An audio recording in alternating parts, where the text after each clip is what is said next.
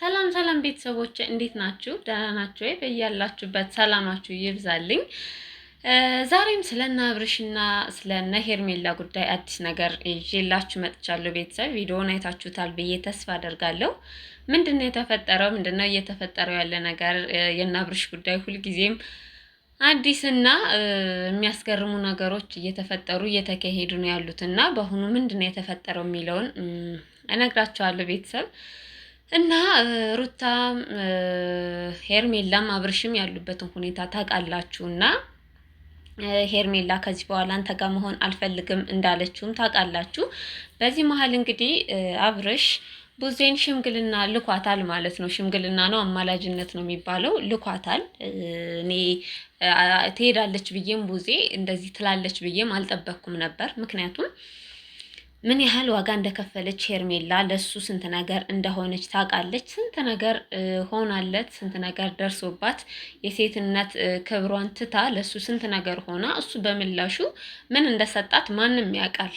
ቡዜ አይደለችም፣ ማንም የሚያውቀው ነገር ነውና ለሱ ብላ ብዙ ነገር ሆናለች። ነገር ግን እሱን አልፈልግም ብሎ ንቆ ስንት ነገር እንዳደረገ አይታለች እና አሁን አማላጅነት መሄዷ በራሱ ለኔ በጣም ትልቅ ስህተት ነው ብዬ ነው የማስበው። ምክንያቱም በእርግጥ ወንድሟ ነው፣ ለወንድሟ ታስባለች። ነገር ግን ሴት ናት፣ እሷም ልጆች ይኖሯታል።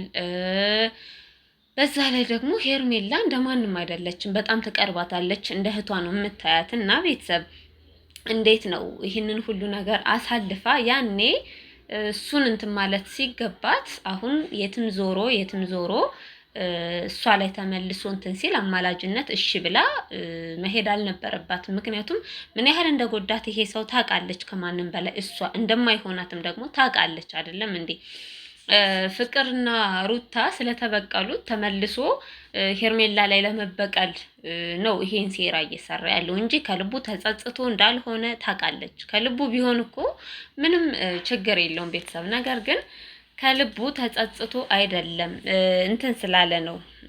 በቃ ሄርሜላና እነ ሩታ እነ ፍቅር እሱ ላይ ስለተበቀሉት እሱ ላይ ሙድ ስለያዙበት፣ ሄርሜላ ደግሞ እንደምታውቋት የዋህ ነች እና እሱን ደካማ ጎን ተጠቅሜ እሷ ላይ መስራት እችላለሁ ይህንን ነገር ብሎ ነው አሁን ወደ ሄርሜላ የተመለሰው እንጂ በትክክለኛው በድሮ ማንነቱ እሷን በሚወዳትና ስንት ነገር ባሳለፉበት ማንነቱ ትክክለኛ እሱ ቢሆን ምንም ችግር አልነበረውም። ነገር ግን የአሁኑ አላማው ቤተሰብ እሱ አይደለም።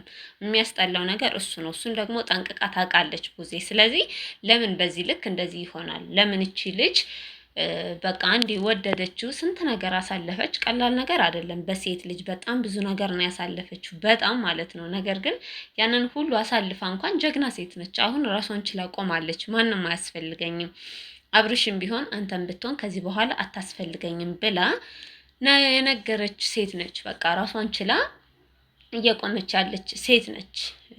በቃ አሁን ላይ ምንም ነው ብላለች። ስለዚህ ድጋሚ መጥቶ ወደ ህይወትሽ እንዲጎዳሽ አትፍቀጅለት። በቃ ሄርሜላ ከዚህ በኋላ ትምህርት ሆኖሻል። ጥሩ ነው፣ ሴት ልጅ ነሽ፣ ብዙ ነገር አሳልፈሻል። ነገር ግን ያን ትምህርት ነው ሊሆንሽ የሚገባው እንጂ ድጋሚ አንቺን መጥቶ እንዲጎዳሽ አትፍቀጅለት። ይሄ በቃ ሌላ ሴራ ነው የሚኖረው እና አትፍቀጅለት። ከዚህ በኋላ አንቺም እንትን ማለት አለብሽ። ከዚህ በኋላ አንቺ ገብተሽ እንትን ካልሽ ትምህርት አይደለም የሚሆነው ይሄ ነገር። ግን ጠንካራ ሴት ነሽ፣ ብዙ ነገሮችን አልፈሻል። ከዚህ በኋላ ያሉትንም ነገሮች ታልፊያለሽ። ትምህርት ሊሆንሽ ይገባል። ተመልሰሽ ወደዛ ህይወት መግባት የለብሽም።